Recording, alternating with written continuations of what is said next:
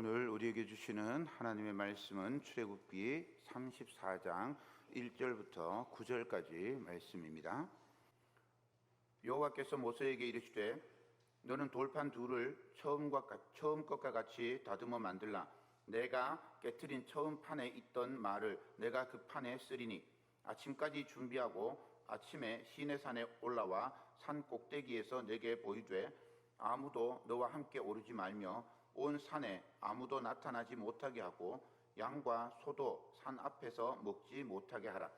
모세가 돌판 둘을 처음 것과 같이 깎아 만들고 아침에 일찍이 일어나 그 두 돌판을 손에 들고 여호와의 명령대로 시내산에 올라가니 여호와께서 구름 가운데에 강림하사 그와 함께 거기 서서 여호와의 이름을 선포할세 여호와께서 그의 앞으로 지나시며 선포하시되 여호와라 여호와라 자비롭고 은혜롭고 노하기를 더디하고 인자와 진실이 많은 하나님이라. 인자를 천대까지 베풀며 악과 과실과 죄를 용서하리라. 그러나 벌을 면제하지 아니하고 아버지의 악행을 자손 3, 4대까지 보응하리라. 모세가 급히 땅에 엎드려 경배하며 이르되 주여 내가 주께 은총을 입었거든 원하건대 주는 우리와 동행하옵소서. 이는 목이 뻣뻣한 백성이니이다. 우리의 악과 죄를 사하시고 우리를 주의 기업으로 삼으소서. 아멘. 하나님의 사랑과 은총이 함께하기를 소망합니다. 아까도 말씀드렸지만 추분입니다. 추분은 밤과 낮의 길이가 같은 그런 날입니다. 이제 완전히 가을이다 이렇게 할 수 있습니다. 그래도 낮에는 여전히 좀 더운데 건강관리 잘 하시고 특별히 감기 조심하시기를 바랍니다. 우리는 지금까지 이제 6월달부터 소망에 관해서 그리고 믿음에 관해서 함께 나누었습니다. 하나님을 만났던 이 경험, 이게 믿음이라고 하기에는 너무 감정적이에요. 그래서 그 믿음을 끌어오는, 믿음을 유지하고 지탱하는 힘이 소망이라고 우리가 함께 나누었습니다. 그리고 이 믿음을 우리가 하나님이 원하는 자리까지 믿도록 우리를 이끌어 주시고 우리를 높여 주시는 그 하나님의 열심히 우리를 인도하셨음을 성경에 나오는 믿음의 선배들의 모습을 보면서 우리가 배웠어요. 이제 오늘부터는 사랑에 관해서 함께 나누도록 하겠습니다. 우리 이현우 집사님네 가정에 다 있습니다. 믿음, 소망, 사랑이 다 있는데 오늘부터는 사랑에 관해서 함께 나누도록 하겠습니다. 사실 우리는 하나님을 알 수 없습니다. 느낄 수도 없어요. 하나님을 우리가 알고 느낀다는 건요, 하나님께서 우리에게 오셨다는 말입니다. 마치 이 세계와 같습니다. 더 구체적으로 하면 우주 혹은 지구와 같아요. 저게 그 보이저호가 이 태양계를 벗어나면서 이 태양계 쪽으로 방향을 탁 틀어가지고 사진을 하나 딱 찍었는데 저 모양이 나온 거예요. 저 빨간색 띠가 저게 우리 은하입니다. 우리 은하는 이름이 갤럭시입니다. 갤럭시. 그냥 우리 은하예요. 안드로메다 뭐 이런 이름이 있는 게 아니에요. 그냥 우리 은하는 우리 은하인데 그 중간에 하얀 점이 하나 딱 찍혀 있는 겁니다. 이걸 이제 보이기 쉽게 하려고 빨간색으로 이렇게 표현했는데 저 빨간색 선에 하얀 점이 하나 찍혀 있죠. 저게 그 잘못 찍힌 게 아니고 저게 지구입니다. 태양계 바깥에서 이제 지구를 향해서 사진을 딱 찍었더니 저렇게 보인 겁니다. 그걸 이제 천문학자 중에 칼 세이건이라고 하는 분이 창백한 푸른 점이라고 이렇게 이름을 붙였어요. 이 광활한 우주 안에 또 이 넓은 지구 안에 우리가 존재하는데 사실 이 우주를 우리가 느끼지 못합니다. 그저 우리에게 작게 허락된 부분만 아는 거죠. 지구도 그렇습니다. 지구를 우리가 다 알 수 없어요. 지구의 아주 작은 부분만 압니다. 제가 이제 산책을 가면 저쪽에 그 황성옥 권사님 밭 그 위에 가면 도랑 있잖아요. 그 도랑 쭉 올라가다 보면 도랑 밑에 바닥에 바위가 쫙 깔려 있습니다. 그 바위를 보면서 제가 아내에게 그런 말을 해요. 이 바위가 몇 년 된 건지 아냐? 이게 수십억 년 된 거다. 이 옛날에 저 바다 밑에 있었을 수도 있고 저 위에 땅 속에 저 하늘 위에 있었을 수도 있다. 그런데 저게 쌓이고 쌓였던 게 이 땅에서 막 용암 같은 게 솟아오르면서 이렇게 뒤틀려 가지고 저렇게 세로로 이렇게 됐는데 그게 다시 깎여 가지고 우둘투둘한 모습만 나와 있다. 수많은 시간들이 저기 담겨 있다. 아내가 그 얘기 할 때까지는 모릅니다. 그냥 도랑이구나, 지저분한 물이 흘러가는구나, 이것만 알고 있는 거죠.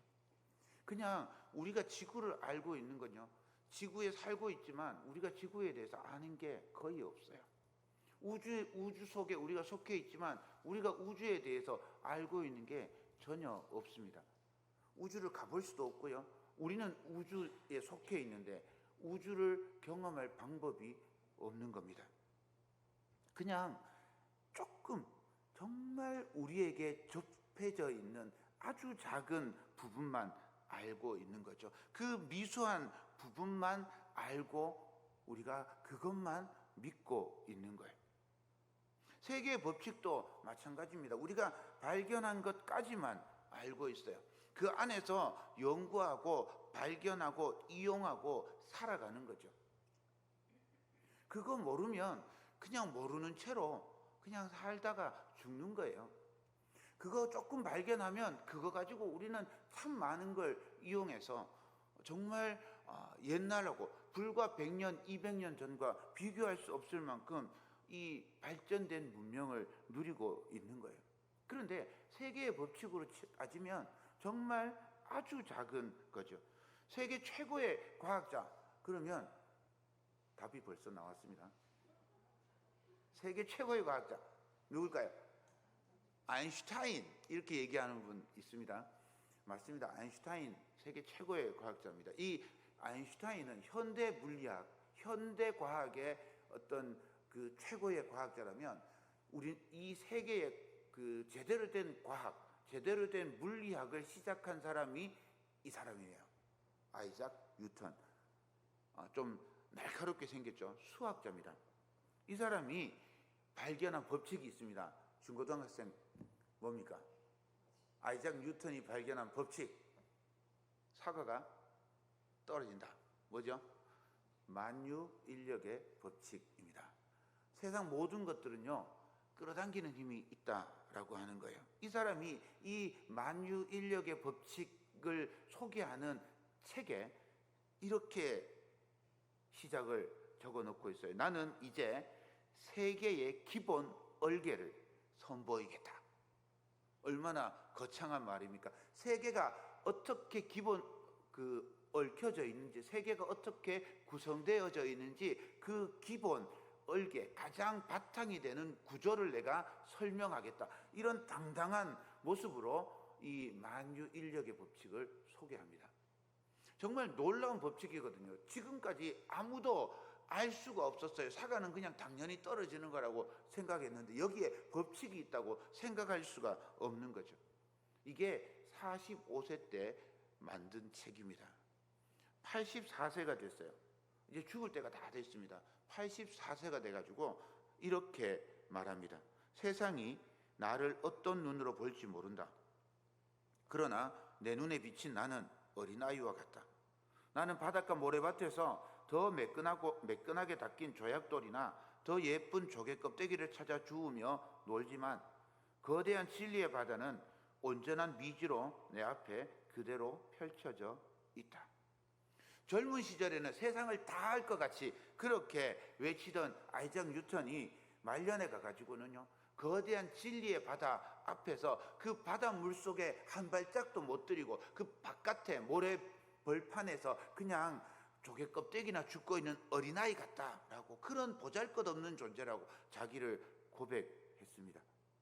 우주를 바라보며 우리 마음이 이러한데 하나님을 향해서 우리 마음은 어떻겠습니까?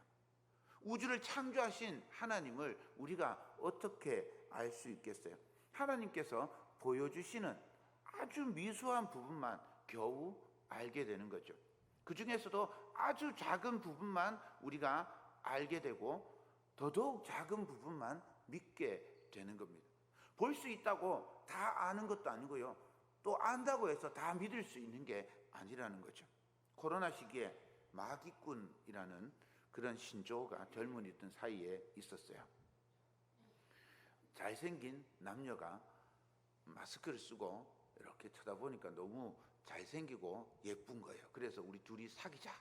그리고 이제 서로 마스크를 딱 벗기는 거예요. 마스크를 딱 벗겼더니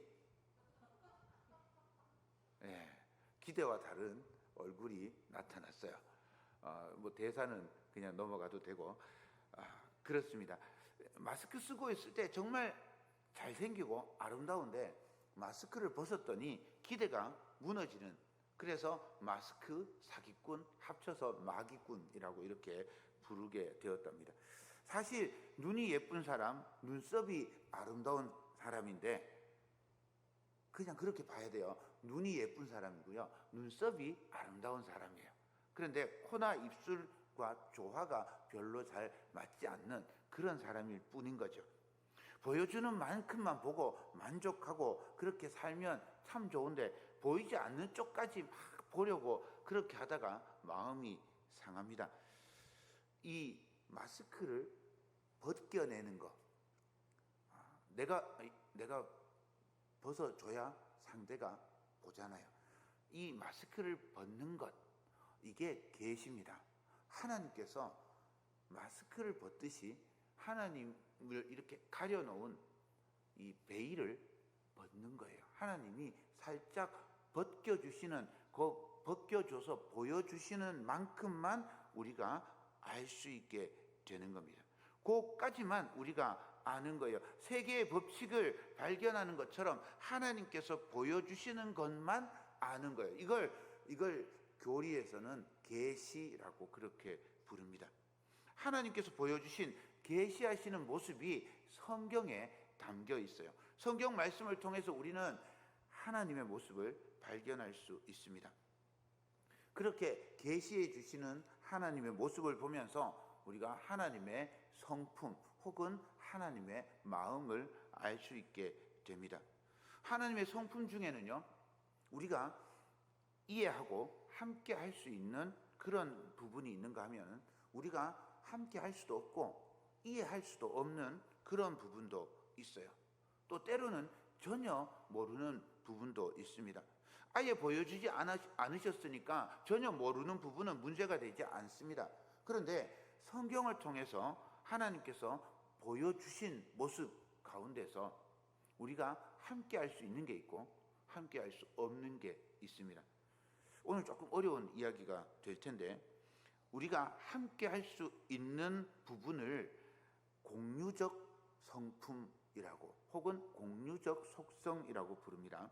창세기 1장을 보면 하나님께서 사람을 만들 때 하나님의 형상대로 만들었다 이렇게 기록하고 있습니다. 1장 26절 27절입니다. 하나님이 이르시되 우리의 형상을 따라 우리의 모양대로 우리가 사람을 만들고 그들로 바다의 물고기와 하늘의 새와 가축과 온 땅과 땅에 기는 모든 것을 다스리게 하자 하시고, 하나님이 자기 형상 곧 하나님의 형상대로 사람을 창조하시되 남자와 여자를 창조하시고 그랬어요. 하나님께서 사람을 하나님의 형상대로 모양대로 창조하셨다 이렇게 말씀하셨습니다. 형상이나 모양은 명확하게 구분되는 그런 말이 아니에요. 그냥 우리가 읽을 때 그냥 사람을 하나님처럼 만들었다 이렇게 이해하시면 편합니다. 하나님 같이 만들었다 이렇게 생각하시면 돼요. 하나님께서 사람을 하나님처럼 만들었는데 하나님과 똑같이 만들지 않았어요. 그래서 하나님처럼 만들어진 부분이 있고 하나님과 다르게 만들어진 부분이 있습니다. 이걸 이제 성경에서는 영과 육으로 구분을 하기도 합니다. 혹은 성품으로 나누기도 하죠. 그래서 사람이 하나님과 함께 가지고 있는 하나님처럼 하나님과 같은 부분이 있는데 그것을 공유적 성품이라고 그렇게 부르는 겁니다. 그러면 반대로 하나님과 함께 하지 못하는 성품이 있다는 거잖아요. 하나님과 함께 하지 못하는 성품을 뭐라 그럴까요? 답이 저 있잖아요. 비공유적 속성, 성품 이렇게 부릅니다. 저 옆에 사진은 뭘까요? 저 옆에 사진은요, 영국에 있는 웨스트민스터 사원이라고 합니다. 교회예요. 교회인데 이게 번역을 사원이라고 그냥 번역을 해놓은 건데 저게 영국에서 가장 중요한 사원입니다. 저기 아래에는 묘가 있어요. 신기하죠. 교회 밑에 묘가 있는데 영국 역사에 길이 남을 분들이 저기 다 묻혀 있습니다. 뉴턴도 저기 묻혀 있어요. 근데 저기에서 1600년대에 개신교도들이 모여가지고 신앙 고백, 요리 문답, 예배 모범을 만들었습니다. 장로교 교리도 여기서부터 시작돼요. 그래서 웨스트민스터 신앙 고백이라고 하는 것이 장로교도들에게는 굉장히 중요합니다. 장로교도들에게만 중요한 게 아니고 회중교회 그러면 이해가 잘 안 되겠지만 침례교, 순복음, 오순절, 성결교도 조금 포함되는데 이쪽이 회중이 교회를 치리한다. 이래서 회중교회입니다. 우리는 장로가 교회를 치리한다 해서 장로교회입니다. 장로님들이 우리 교회를 치리하는 거예요. 치리한다는 게 우리 교회를 운영하고 관리하고 다스린다 이런 말인 거예요. 그렇게 장로교에서 만든 교리가 이 웨스트민스터 신앙 고백이고 거기에서 성도들을 교육하기 위해서 만든 게 요리문답입니다. 요건 우리 대한예수교 장로회 통합교단의 요리문답에도 똑같이 나옵니다. 네 번째 항이에요. 제가 읽어드리겠습니다. 하나님은 어떤 분이십니까? 하나님은 그의 존재, 지혜, 능력, 거룩, 공의, 선하심, 그리고 진리에 있어서 무한하시고 영원 불변하시는 영이십니다. 이렇게 기록하고 있어요. 이걸 풀면 우리 인간은 하나님처럼 하나님답게 창조되어서 하나님과 닮은 부분이 있다. 그리고 하나님과 닮지 않은 부분도 있다. 이걸 여기 다 표현해 주고 있어요. 하나님과 닮지 않은 부분, 하나님과 공유하지 못하는 부분이 있다. 이것을 5가지로 풀어서 설명해 드리면 이걸 줄여 가지고 이렇게 철학적 용어들로 만들어요. 그런데 이거 그냥 풀어서 제가 읽어 드리는 거예요. 첫 번째는 하나님은 스스로 계신 분입니다. 우리는 창조된 존재잖아요. 우리는 어떻게든 창조된 존재. 하나님은 스스로 계신 분이에요. 두 번째로 하나님은 변하지 않는 분입니다. 물론 복잡한 해설들이 있어요. 그냥 하나님은 변하지 않는 분이에요. 세 번째로 하나님은 무한하신 분입니다. 네 번째로 하나님은 유일하신 분이십니다. 5번째로 하나님은 어디에나 계시고 모든 것을 아시는 분입니다. 더 깊게 복잡하게 자세하게 설명할 수 있지만 그냥 이 정도만 기억하시면 좋을 것 같아요. 이건 하나님만 가지고 있는 속성 혹은 하나님만 가지고 있는 성품이라고 표현합니다. 하나님은 스스로 계신 분이고 변하지 않으시는 분이고 무한하시고 유일하신 분입니다. 그러면 공유적 속성은 우리 인간과 같이 가지고 있는 공유적 속성은 뭘까요? 하나님처럼 우리도 영입니다. 제가 여기 영을 빼먹었는데 영이고 지식과 지혜와 능력과 거룩과 정의, 선함과 진실함이 하나님과 사람에게 같이 있습니다. 이것들은, 이 성품들은, 이 속성들은 하나님과 인간이 함께 가지고 있어요. 이 공유적 속성에 빠진 게 하나 있어요. 하나님과 인간이 함께 가지고 있는데 빠진 게 있어요. 뭘까요? 사랑입니다. 하나님은 사랑이시고 그 사랑을 우리가 나누어 받아서 우리도 사랑하는 존재가 되었어요. 이거 성품이라고 부르는데 이 사랑이 빠져 있더라고요. 그래서 우리는 사랑에 대해서 더 많이 관심을 기울이고 사랑에 더 집중해야 합니다. 이 사랑은 둘로 나눌 수 있습니다. 하나는 하나님의 사랑이고요, 하나는 사람의 사랑입니다. 같은 사랑인데 하나님의 사랑이 인간의 사랑, 우리 사람의 사랑과 함께하는 부분이 있으면서 또한 사람이 따라갈 수 없는 부분도 있어요. 그래서 하나님의 사랑과 사람의 사랑을 구분해서 설명을 해야 합니다. 하나님의 사랑은 출애굽기 34장 6절 7절에서 잘 보여주고 있습니다. 여호와께서 그의 앞으로 지나시며 선포하시되 여호와라 여호와라 자비롭고 은혜롭고 노하기를 더디하고 인자와 진실이 많은 하나님이라. 인자를 천대까지 베풀며 악과 과실과 죄를 용서하시리라. 그러나 벌을 면제하지는 아니하고 아버지의 악을 자손 3, 4대까지 보응하리라. 또 요한 1서 4장 16절에도 직접적으로 가르쳐주고 있습니다. 하나님이 우리를 사랑하시는 사랑을 우리가 알고 믿었노니 하나님은 사랑이시라. 사랑 안에 거하는 자는 하나님 안에 거하고 하나님도 그의 안에 거하시느니라. 하나님의 성품이 사랑이라고 그렇게 우리에게 계시하셨는데 신약에서는 아예 하나님께서 사랑 자체라고 확언해주고 있습니다. 하나님이 사랑이시니 하나님께서 우리를 사랑하시고 우리도 하나님을 사랑하게 됩니다.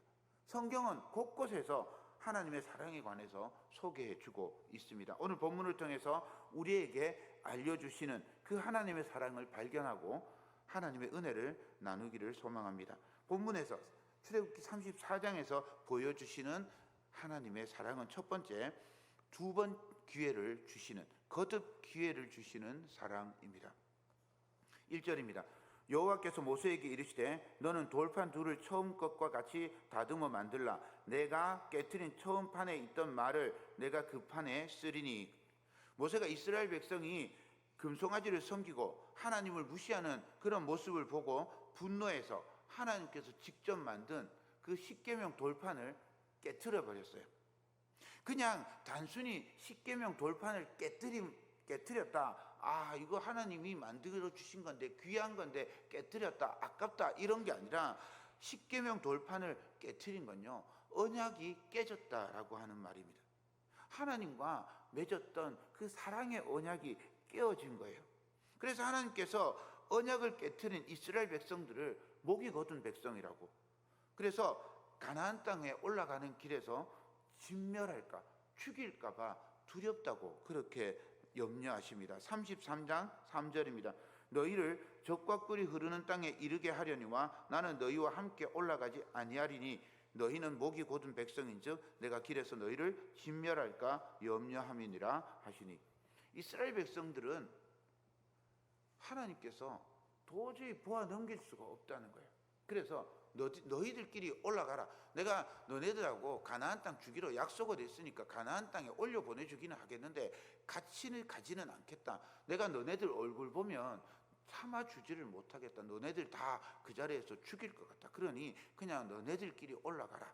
이렇게 말씀하시는 거예요.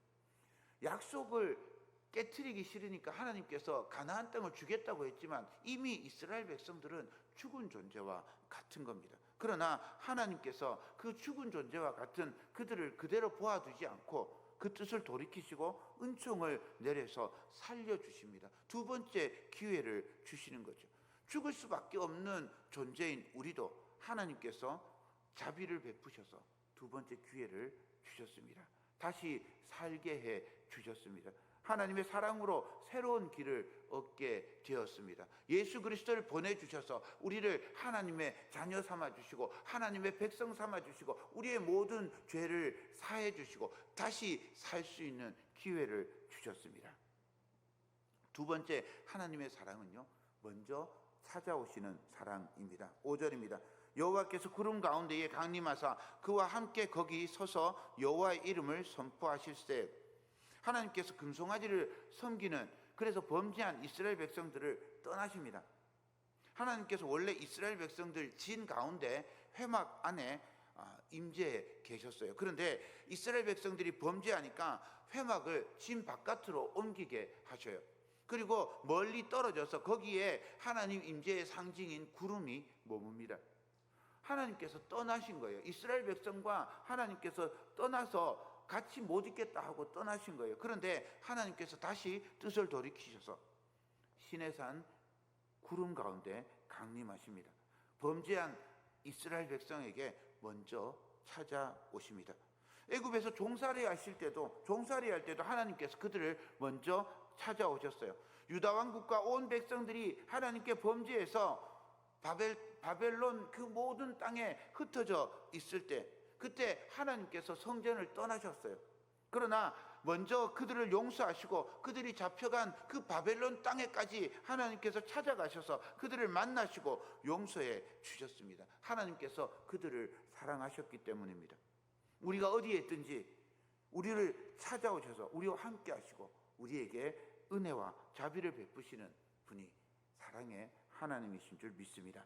살아가는 여러분, 우리 삶의 고난 속에서 사랑의 하나님께서 오셔서 위로하시고 새 힘을 주실 것을 믿습니다. 이 한 주간에도 우리에게 오시는 그 사랑의 하나님과 함께하는 삶이 되기를 축원드립니다. 세 번째로, 사랑의 하나님은 동행하시는 분입니다. 동행하시는 사랑입니다. 9절입니다. 이르되 주여 내가 주께 은총을 입었거든 원하건대 주는 우리와 동행하옵소서. 이는 목이 뻣뻣한 백성이니이다. 우리의 악과 죄를 사하시고 우리를 주의 기업으로 삼으소서. 우리와 동행하여 주옵소서. 이 모세의 기도에 하나님께서 응답하시고 이스라엘 백성과 함께 동행해 주십니다. 오늘 단어 공부를 좀 해야 됩니다. 이스라엘 백성들을 목이 뻣뻣한 백성이라고 그러고 과실과 악과 죄가 가득한 백성이라고 그렇게 부릅니다. 이 뻣뻣하다라고 하는 말은요, 고집이 세다라고 하는 말입니다. 하나님의 뜻에 순종하지 않고 자기 눈에 좋은 대로, 자기 마음대로 행동한다는 그런 뜻입니다. 마치 양이 자기가 하고 싶은 대로 그냥 눈앞에 있는 거 그냥 먹을 거 찾아가지고 막 직진만 하는 그런 양처럼 그냥 자기 마음대로 간다는 그런 뜻이에요. 그게 목이 뻣뻣한 백성을 나타내는 말입니다. 과실은 7절에 나오는 말인데 마음대로 뻗치는 모습. 이 과일나무를 관리 안 하면 어떻게 되나요? 복숭아 한 해 관리 안 하면 어떻게 되죠? 도장지가 나서 난리가 나죠. 우리 집 뒤에 가면요, 포도가 두 종류가 있습니다. 하나는 샤인머스켓이라는데 씨가 들었어요. 신기하죠. 그리고 다른 하나는 무슨 포도인지 모르겠어요. 한 번도 열매가 맺혀본 적이 없어서. 그런데 죄송합니다. 이 머리 감지 않은 여성의 머리처럼, 자고 일어난 여성의 머리처럼 포도나무가 그렇게 돼 있어요. 가지가 얼마나 많이 나왔는지 참 놀랍습니다. 그러니 결실이 될 수가 없죠. 이렇게 마음대로 막 뻗쳐 나온 이게 과실이라는 말입니다. 방종 혹은 교만과 같은 뜻으로 이해하시면 됩니다. 더 나가면 반역이 되죠. 악이라는 말은 바르게 자라야 될 나무가 휘어진 것을 뜻합니다. 하나님께서 원하시는 길, 하나님 백성이 가야 되는 길이 있는데 그대로 자라지 않고 구부러져 있는 상태, 그것을 악이라고 표현하고 있습니다. 죄라고 표현하는 것은요, 관역에서 빗나간 모습을 뜻합니다. 하나님께 우리 마음이 모아져야 돼요. 그런데 하나님께 집중하지 못합니다. 예수님께서 네 종류의 밭에 뿌려진 씨앗 비유를 통해서 가르쳐 주신 거기에 나오는 가시떨기에 떨어진 씨앗과 같아요. 여기에 치이고 저기에 부딪히고 제대로 태양을 향해서 성장하지 못하고 꾸불꾸불 자라 올라가는 그런 삐뚤어진 싹처럼 하나님을 향하지 못하는 그런 모습을 죄라고 표현합니다. 그러나 이렇게 목이 뻣뻣하고 과실과 악과 죄가 가득한 그런 이스라엘 백성일지라도 하나님께서 용서하시고 사해 주실 것입니다. 용서라는 말은 제거한다라는 의미가 담겨 있고요. 사하다는 말은 흘려보낸다라는 뜻이 담겨 있습니다. 사랑의 하나님께서 이스라엘 백성들의 모든 죄, 모든 허물을 다 긁어내서 제거해서 그냥 물에 떠내려 보낸다는 그런 의미입니다. 그렇게 죄를 용서하시는 하나님께서 하나님의 백성과 동행하십니다. 동행이란 말은 우리는 그냥 함께 간다, 단순히 그렇게 생각하는데, 동행이라고 하는 말이 두 가지 의미가 있어요. 하나는 말 그대로 함께 가는 겁니다. 에녹이 하나님과 동행하다 할 때 이 동행은 에녹이 스스로 하나님과 함께 가는 겁니다. 창세기 11장에 가면 데라가 가나안 땅으로 가고자 할 때 스스로 걸어가는 겁니다. 창세기 12장에 가면요, 아브라함이 본토 친척 아버지 집을 떠나라 할 때 하나님께서 이 떠나서 가나안 땅으로 가라 할 때 이 가라는요, 같은 동행인데 억지로 가게 한다는 뜻이 담겨 있어요. 하나님께서 아브라함과 동행해서 가나안 땅으로 가요. 그런데 아브라함은 가고 싶지 않은 거예요. 아브라함은 데라가 죽은 그 하란 땅에서 가족들과 함께 있고 싶은 거예요. 그런데 하나님께서 억지로 등 떠밀어서 보내고는, 혼자 보내는 게 아니라 함께 가시는 거예요. 이것을 동행이라고 표현하고 있습니다. 오늘 본문 말씀의 동행도 같은 의미입니다. 하나님께서 끌어서, 하나님께서 등 떠밀어서 함께 가신다는 말입니다. 사랑의 하나님은 제멋대로 어그러진 길로 가려는 하나님의 백성을 주의 지팡이와 막대기로 안전하게 보호하시고 인도하시는 분이십니다. 이사야 53장 6절을 보겠습니다. 우리는 다 양 같아서 그릇 행하여 각기 제 길로 갔거늘 여호와께서는 우리 모두의 죄악을 그에게 담당시키셨도다. 사랑의 하나님은 그릇 행하여 각기 제 길로 가는 어리석은 백성을 예수 그리스도를 십자가에 내어주심으로 돌이키시고 하나님의 나라로 인도해 가십니다. 사랑하는 여러분, 우리 하나님은 사랑의 하나님이십니다. 예수 그리스도를 우리에게 보내주셔서 죄와 사망의 자리에서 구원해 주시는 하나님이십니다. 구원받을 자격도 없고 사랑받을 자격도 없는 우리에게 오셔서 우리가 다시 살도록, 새로운 생명을 얻도록 두 번째 기회를 주신 분입니다. 우리를 찾아오시는 하나님께서 문 밖에서 문을 두드리며 우리에게 노크하고 계십니다. 우리 마음 문을 활짝 열고 주님을 맞이할 수 있기를 바랍니다. 우리와 동행하시며 사망의 음침한 골짜기를 지날 때에도 해를 두려워하지 않고 담대히 하나님을 따라가는 하나님의 자녀 되시기를 소망합니다. 우리를 찾아오시는 사랑의 하나님이 주시는 은총 속에 살아가는 복된 한 주간 되시기를 주님의 이름으로 축원드립니다.